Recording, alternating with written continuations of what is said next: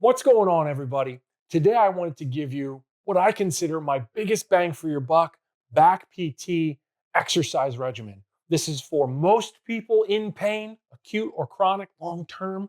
And this is going to be mobilization, dynamic movement, and activation concepts. So buckle up and bear with me. The first sequencing, the first series that we always want to talk about, we always want to do, is going to be with a lacrosse ball, and it's going to be mobilization. This is soft tissue management. This is helping get out knots, tender tissue, improper patterning. It's going to help kind of just relax you and open you up for quality movement. The first exercise that I want to conquer is going to be a release your glute. You're going to take this ball, you're going to put it right up under the dimple of the butt, and you're going to relax onto it. You're going to allow your leg to collapse, and we're going to start to root around just a little bit. If you feel sharp pain, you're on a bone. I don't like that, but it should feel tender, should feel like you're releasing something. It should feel almost relaxing in a little bit of a painful way. We're looking to do this on both sides for 60 to 90 seconds. The next drill I want to see you do is a piriformis release. Now, the piriformis is what I consider the biggest problematic area for most people. It's basically connecting from the side of the hip to the lower back and is this little guy in charge of external rotation of the hip. When we go to release it, we're going to take that ball about 2 inches up, and I want to see us lay in the same position. Leg open, knee up, and I want to see us root around a little bit. For those of you with severe back pain, those with locked hips, this is usually going to be the culprit. What I want is, again, releasing both sides, 60 to 90 seconds. Root around if you can't find it. We're looking for that tender pain. The third exercise, the next piece of the puzzle, is going to be what controls the lateral stabilizers of the leg and of the hip. This is called the TFL, or the tensor fascia latae.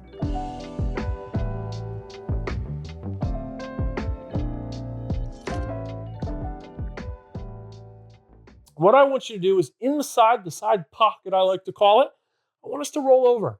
And I want us to get into a comfortable fetal position. You can have your head here or a pillow, right? I'll use my handy dandy foam roller. Now from there, what I want us to do is tuck the crotch just a little bit and release. Take a breath and relax onto it. We want 60 to 90 seconds both sides. You may feel this all the way down your leg, and that's okay. Numbness and tingling here is okay. No sharp shooting pains, no very intense pain because it might be on a bone. So find that soft tissue. I'm looking for a crotch tuck, and then we move on. After we've released the hip, a lot of the times the hip is going to be the main culprit for most people. I want to start to creep up to the lower back. And you'll see pain symptoms that my back is tight, my back is hurting, my back is gripping is a big one that I'll feel or hear. And a lot of the time that actually is stemming from the hip not doing the job it's supposed to be doing.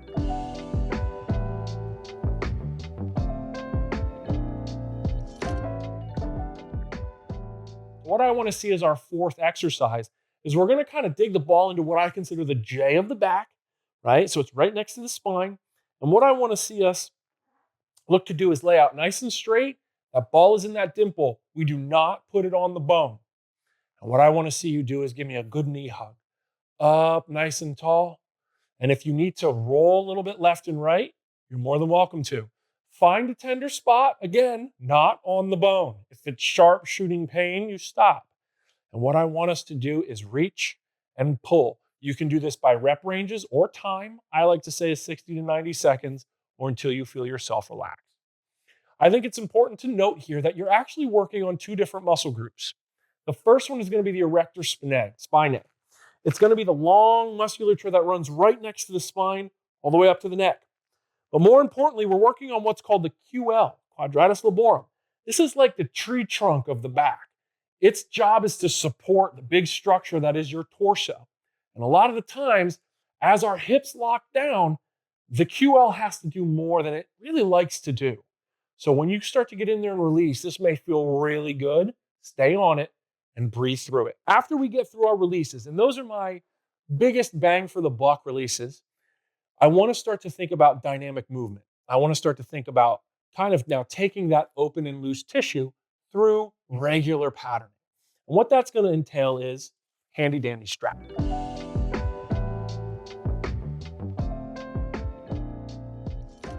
So what I'm going to do is I'm going to loop this on my foot in a nice centered position, making sure I can get a good toe up feeling. It's very important. What I'm going to do is lay out nice and tall. Now, from this position, we're going to start to pull up. If you've got major sciatic issues going on, and that may be happening from the hip or from the lower back, maybe a herniation or a bulge, you need to respect it and be careful. What I want to see us do is only go to where we start to feel that string pull or that big hamstring start to get tight. Toe up position. We're going to go up and down in a dynamic pattern, 12 reps a side. We're breathing on each one, making sure we're feeling what's going on, not over pulling. I think it's important to make a note here that a lot of the case studies that you'll see with back pain showcase either tight hips or tight hamstrings for an interesting phenomenon that happens in the body. When the joints start to become unstable, and we'll look at the lower back as a whole. When the joints become unstable, the musculature that surrounds it looks to create stability. So what does it do? It locks down. So what you end up seeing is a lot of back pain people have incredibly tight hamstrings because at a subconscious level, their brain is telling their hamstring or their hip to lock up. So take your time, breathe through it, and find a good range of motion for that stretch. On to our second stretch.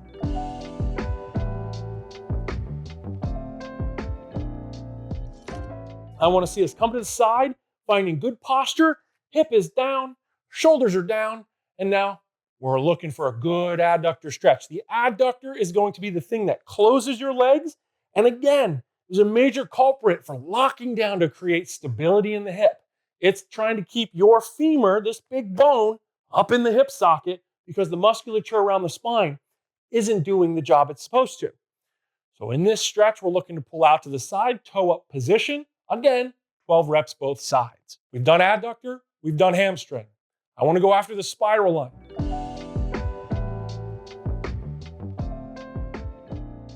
The spiral line is the third exercise that we're going to conquer here. This is going to be the lateral facing side of the body. And fascia, or fascial lines, is a very curious thing in the body. This connects basically everything around this lateral side through the X pattern, crossing your lower lumbar, lower back. So when we start to come into this stretch, we're going to feel a pretty intense release through the lower back and in the side of the hip. Some of you with back pain, this is the thing maybe causing this. So pay attention to where you feel this stretch. I want 10 to 12 reps. I want to see us breathing into it and relax the butt cheek down. So as I breathe, I want to see us relax all the way into it, creating tension. The next that I want to see is what I call the figure four.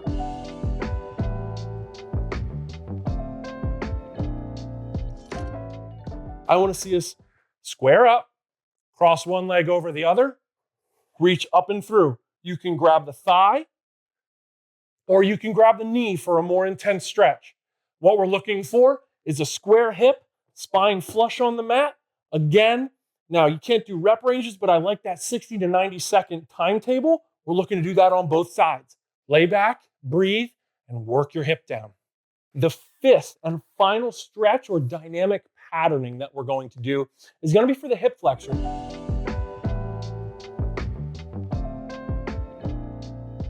The hip flexor, a lot of the times in back pain problems, back pain people, it's in the shortening phase. And what that means is they sit all the time. You're sitting at your computer desk, right?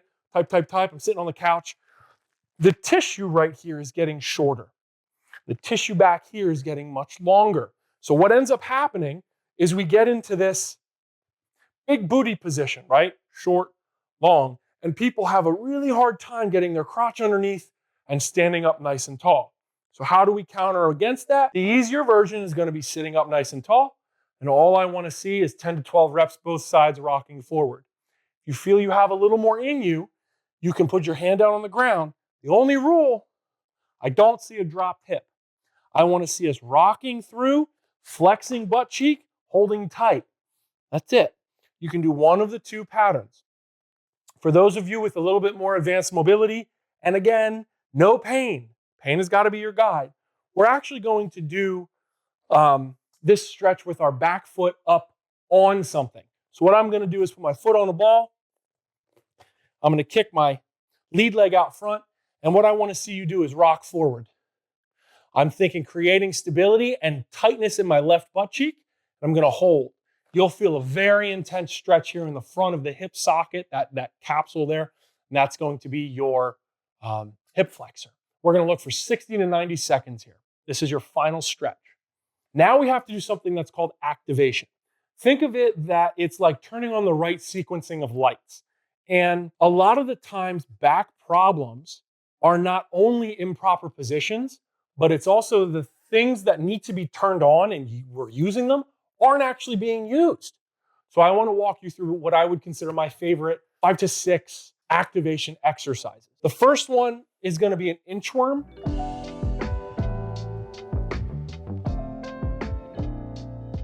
So what we're going to look to do is, if you're in a relatively low pain state, we're going to look to stand up, come down, and walk our hands through.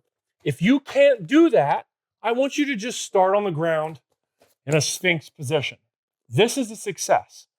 If you can do light press-ups, this is kind of phase 2. If you're feeling good and there's no pain, now we kind of bring our hips into the drill. We walk up, drop the heels, and we walk back. The goal is to do 5 reps.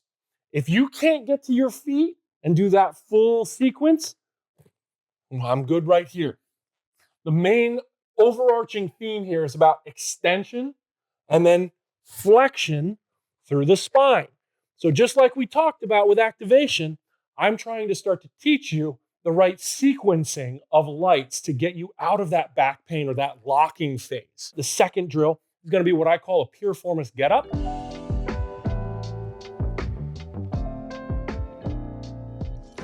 The piriformis' job, a little bit of external rotation of the femur, and to stabilize the hip, to lock it in. So what I want to see us do is that exact movement. And curiously enough, a tight muscle is a weak muscle. This is a little phenomenon that happens in the body, right? Because it's looking for that stability. It's scared it's going to hurt itself. So that little guy locks up as hard as it can to create strength. But it's not. We want to give it strength. So we're going to do an activation drill. I want to see us drive up with a little rotation and sit back down. Now, I would prefer you to be able to do your reps without hands on the ground. We're looking for 10 reps a side. But should you need assistance, you can put your hand on the ground, hand on a chair, or hand on like a yoga brick. I don't recommend a foam roller. It's a little unstable, but just to show you kind of how I would modify. I don't recommend the foam roller. But it's something as simple as that. We're looking for 10 reps each side, really trying to find our butt cheek here. The third drill, we need to discuss the diaphragm and the core. A lot of people with back problems, they go see a doctor and the doctor comes back and says,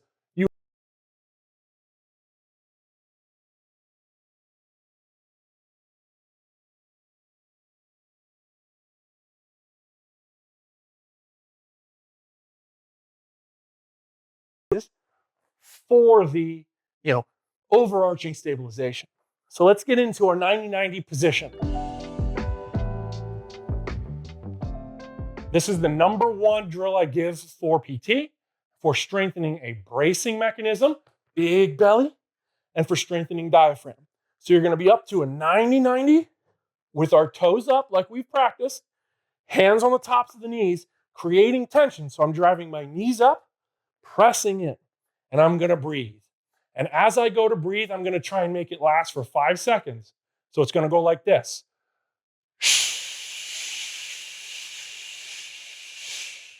Now, if you noticed, as I did that, I also shushed.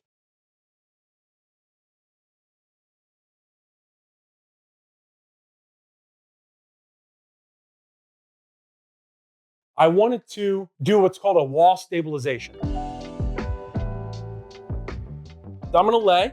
My feet are going to be just slightly up on the wall, making a good chair position. All I'm gonna do is drive my feet into the wall. That's it. My hips are barely off the ground. Now, as I'm laying here, my hips are basically doing this internal microscopic little movement to try and stabilize. For those with back pain, this is an incredibly challenging drill at the connective tissue and lower abdominal space for your spine, right? Because I'm putting it into a dangerous position, so to speak. It's very safe, but your brain is registering it as unstable and uncertain. I ask you to do a minute. What I'm looking to do is maintain good 90 degrees and good stability through our pelvic floor. And we're gonna hold. The last piece of the pie, the fifth drill, I wanna see a glute bridge.